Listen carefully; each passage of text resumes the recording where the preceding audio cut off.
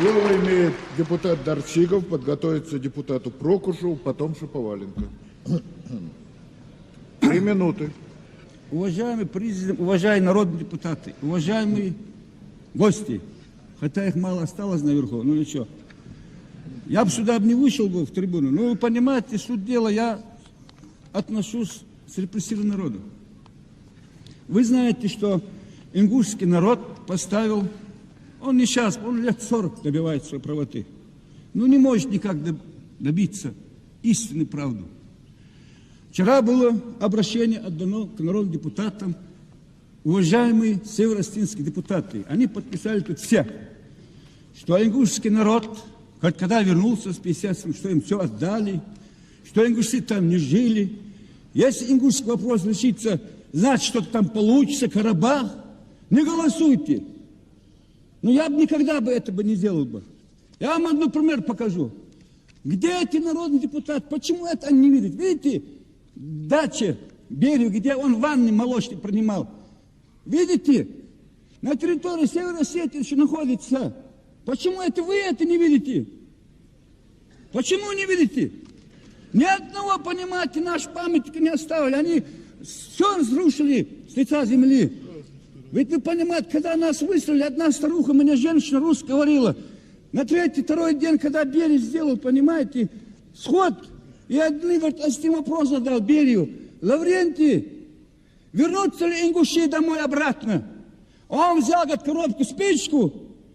Если, говорит, мухи сюда выбросим на снег, разве они вернутся? Это было нечеловеческий разговор. Я не хочу обвинять осетинский народ. Я буду обвинять руководителей.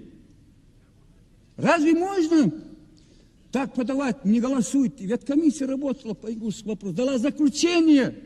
Ни у меня не спрашивают, и у вас не будут спрашивать. Не надо так говорить, не голосуйте. Вот они говорят, что это был казахская земля. Я вам зачитаю. Вот прошлого Владикавказа, 50-летие. Это не я писал. Это видите, что тут пишет? Они говорят, что осетины казаки пришли. А я вам сейчас прочитаю. Известный бытописатель Кавказа прошлого столетия Будков говорит, что раньше, до прихода русских, на этом месте расположен был ингушский селен Заур. Не казаки тут пишут, а русские ушли. Сами осетины своими намеваниями Владикавказа Зауржикау подтверждают как бы справедливость показаний Будкова. Заур или собственно Заур. А Кау значит селение намевание. Так, никак нельзя согласиться с теми, что на этом нынешнем Владикавказе раньше стоял осетинский аул. Как эта земля принадлежала за памятью ингушам. И вот я взял, после этого разговора, послушайте, подождите, я взял, понимаете,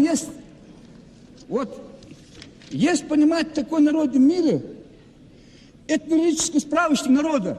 И вот прочитайте, уважаемые северо-осетинские депутаты, что ингуши на равнину пришли в 16-17 веке, а осетины пришли в 18-19 веке. Какая логика? Зачем вы, народ, неправильно говорите? Я прошу вас, народные депутаты, поддержать не том, что мою проблему, месхетинскую, немецкую. Да и в этом зале ни одного человека нет, чтобы не пострадал, чтобы репрессий не было. Зачем не выступающий президент или другой? Надо задевать, уважаемый Михаил Сергеевич. Вас люди уважают. Вы должны... Это вопрос при выступлении обязательно надо говорить, а вы никогда об этом не говорите. Редко говорите. У меня все. Я прошу, извините меня, конечно. Но прошу вас, поддержите репрессивный народ. Поддержите, чтобы этот вопрос решился. Раз навсегда надо покончить с этим вот так.